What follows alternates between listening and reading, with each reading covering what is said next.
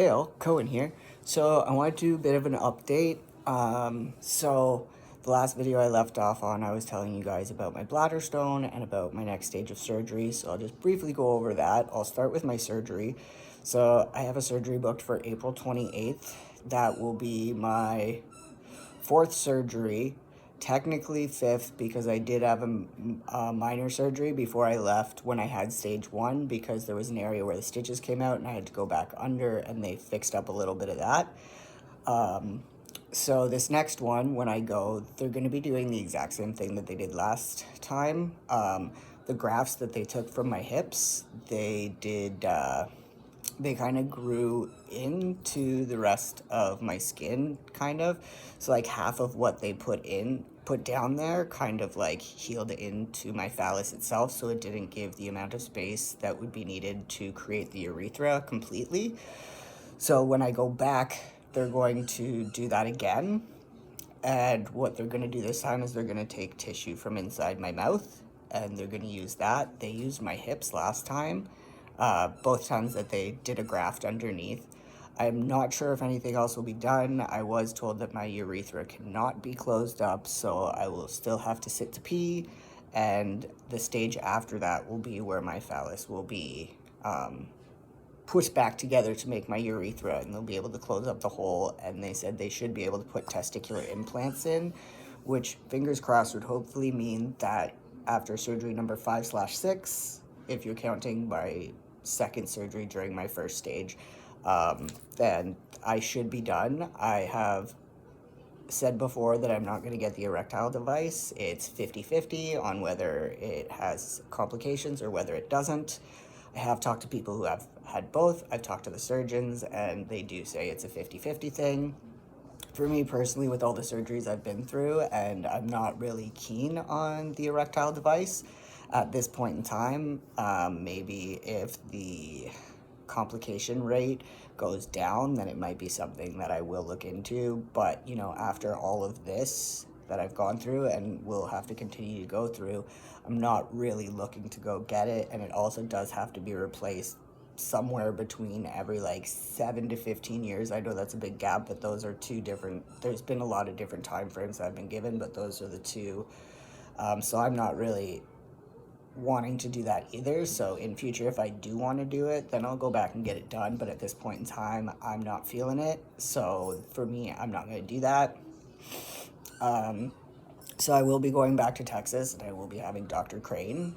They are not concerned about the fact that the grafts are kind of healing into itself, but you know, they aren't like, oh, you'll never be able to stand to pee, which is a good thing, because if they did say that, I would be really upset, because that's kind of like numero uno for me. Because if you can't stand to pee, you could still have sex and you still have your penis, but at the same point, standing to pee was one of the biggest things. Like, it was the biggest thing for me, having a penis that I could pee through. So to be honest, I don't like, they've never said anything about it not working out. And like, You're talking to yourself. I am talking to myself, buddy. I'm making a video. Are you gonna go play with the dog? Yeah, I'm making a video. Sorry guys, that was my son. But yeah, so that is pretty much what I should expect. I haven't picked out an Airbnb. Me and my dad did talk about staying more towards downtown.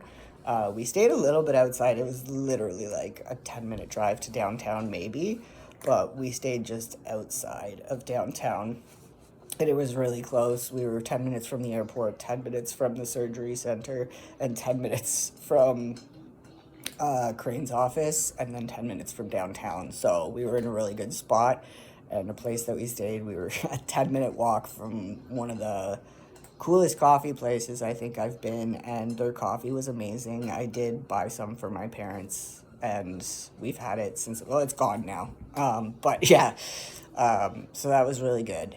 And now the thing with the bladder stone. So I had a phone consultation, a Zoom, with some doctors at Toronto Women's College that are urologists, and they told me that at Toronto Women's College they do not have the proper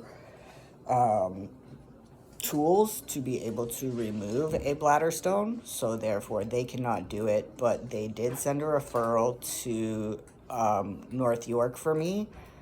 So I'm waiting to hear back about that because I haven't heard anything yet. I do, however, on the 3rd of January, have a consult with a urologist here in Hamilton.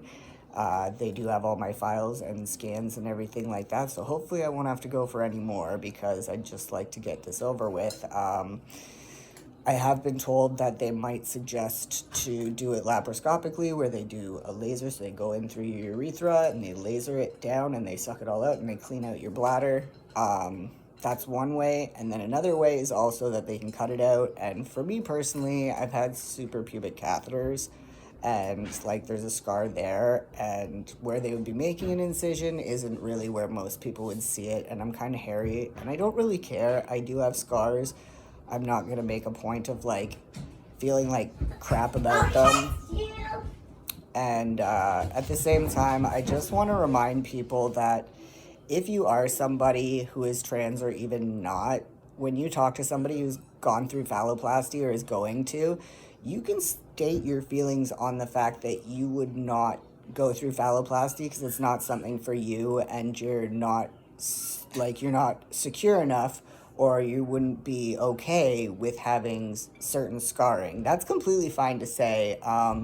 But if you are going to talk to somebody who's going through it, me personally, I don't care, but at the same time, it still does bother me if people say things like, I'd feel like a monster having this big spot missing, or I'd feel like I was like mutilated or whatever. Like that's like, if that's how you feel deep down, that's how you feel deep down, and that's completely valid. But please don't voice things like that or think about what you're saying, because you're talking to somebody who either has those scars or is going to be getting those scars because they want to be who they want to be.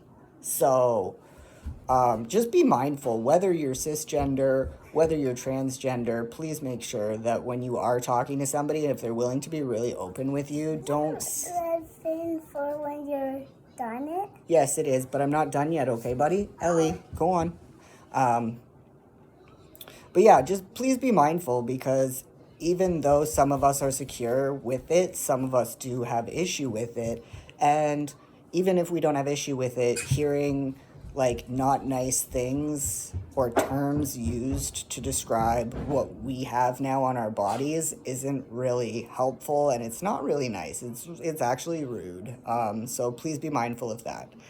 Anyways, back to the bladder stone. So I have the appointment coming up. I'm going to go see this doctor in Hamilton. And what I was getting to was the fact that I am honestly going to say to them, if I can get in sooner for them to just cut it out, I honestly do not care. Like, I even mentioned it when I was talking to somebody on the phone for their office, and also when I was talking to the people who are referring me to North York. I said, if I can get in earlier because I can get it cut out, then just do it, because I'm not bothered by it. You know what I mean? I don't want a body full of scars, but at the same time, like I said, where the scar would be and where it is would be an area that people wouldn't see, and I'm hairy, so you definitely wouldn't see it. So I'll be going for that. Hopefully we'll be able to figure out a date, or they'll get back to me really soon with a date. I am really hoping that it happens soon. I actually got on bladder spasm medication, which works great. The only thing is that it gives me bloating, and then also because of my bladder stone, I get like pains in my sides here and my back and in my lower abdomen, just from like the stone itself and what's going on. But the bladder spasm medication makes it so that like I don't feel like I have to go to the bathroom all the time, and I don't feel such sharp pains. They did give me pain meds, but they did not work at all, like extra strength gel tabs. I think Advil worked a little bit better. It didn't really do much, but it worked better than the medication that my doctors prescribed for me. So that's what's going on right now. Sorry, my son's running through again. That's what's going on right now with that. So I will have an update. Hopefully I'll try to do one after January 3rd before the end of the week. But that's what I'll be going for. And hopefully, yes, it's a movie. a video. Okay, come on, bud. Can I finish? Thank you.